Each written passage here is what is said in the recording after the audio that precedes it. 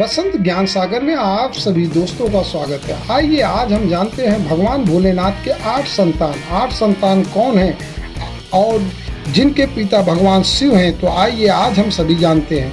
भगवान शिव को देवों के देव महादेव कहा जाता है। ये तो सभी जानते हैं कि भगवान शिव और माता पार्वती की 2 संतानें हैं, गणेश और कार्तिकेय। लेकिन भगवान शिव की अन्य संतानों का जिक्र बहुत कम होता है। आइए जानते हैं भगवान शिव की 8 संतानों के बारे में। भगवान गणेश शिव जी और माता पार्वती के पुत्र हैं। धार्मिक कथाओं के अनुसार पुराणों में गणेश जी के जन्म से जुड़ी कई कथाएं मिलती हैं। कहीं ये वर्णन किया गया है कि गणेश जी का जन्म भगवान शिव और माता पार्वती के द्वारा रहस्यमयी ढंग से हुआ था, तो किसी कथा में कहा गया है कि माता पार्वती के शरीर से उतरे मैल से गणेश जी का जन्म हुआ था। हिंदू धर्म से जुड़ा पौराणिक इतिहास अपने आप में बेहद अद्भुत है।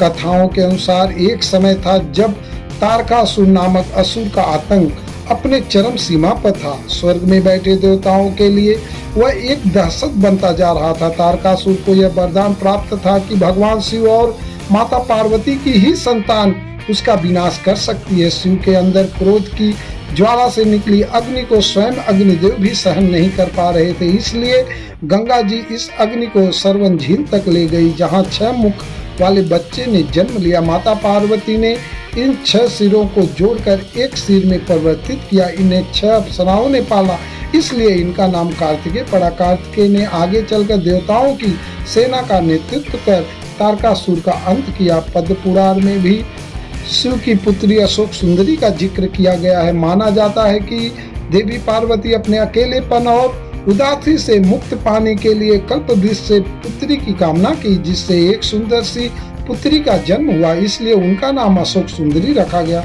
हिंदू पौराणिक कथाओं में मनसा देवी को नागिनी या विषहरा के रूप में भी जाना जाता है। कहा जाता है कि वह ऋषि कश्यप और कद्रु की बेटी और वासुकी की बहन है। कहा जाता है कि उन्हें उनके पिता शिव और पति जगत द्वारा अस्वीकार कर दिया गया था।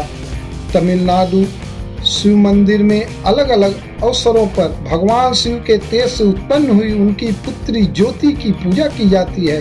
एक अन्य कथा के अनुसार ज्योति का जन्म माता पार्वती के माथे से निकले तेज से हुआ था।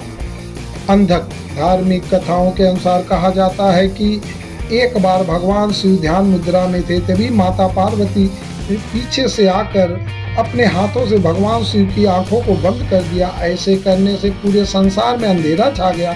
जैसे ही माता पार्वती के हाथों का स्पर्श भगवान शिव के शरीर पर हुआ, वैसे ही भगवान शिव के शरीर से पसीने की बूंदें गिरने लगी। इससे एक बालक का जन्म हुआ, जो कि अंधकार में उत्पन्न होने की वजह से वह बालक अंधा था, इसलिए उसका नाम अंधक रखा गया।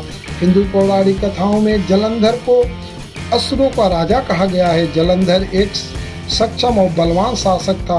उसके नेतृत्व में असुरों ने देवों को भी हराया था। वह स्वयं एक असुर नहीं था, लेकिन शिव की तीसरी आंख से निकली क्रोध अग्नि समुद्र में जा गिरी, जिससे जलंधर की उत्पत्ति हुई थी। वह शिव का ही अंश था। पद्म पुराण के अनुसार जलंधर शहर का नाम उनके नाम पर रखा गया है। अयप्पा भगवान शिव और भगवान विष्णु की मोहिनी रूप की संतान है। जब असुर राजा महिषासुर को छल से मारा था, तब देवताओं से बदला लेने के लिए उसकी बहन महिषी ने घोर तपस्या की और ब्रह्मा जी को प्रसन्न कर अजेयता का वरदान मांगा। लेकिन ब्रह्मा ने कहा कि यह संभव नहीं है, इसलिए महिषी ने योजना बनाई और वरदान मांगा कि सिर्फ शिव और विष्णु की ही संतान उसे मार सकती हैं। दोनों पुरुष हैं और किसी को भी जन्म नहीं दे सकते, कोई संभावना ही नहीं है। देवताओं ने शिव और विष्णु को इस तबाही से बचाने के लिए प्रत्यारोपित किया और विष्णु ने समस्या का समाधान पाया। इस प्रकार भगवान विष्णु के मोहिनी रूप का भगवान शिव से मिलन हुआ और अयप्पा का जन्म हुआ, जिसने बाद में महिषी का अंत कर दिया। ये थे भगवान शिव के 8 संतानों के नाम। अगर ये कथा आप सभी को अच्छी लगी हो तो हमारे चैनल को सब्सक्राइब और वीडियो को लाइक कमेंट शेयर जरूर करें और पोस्ट में हर हर महादेव जरूर लिखें।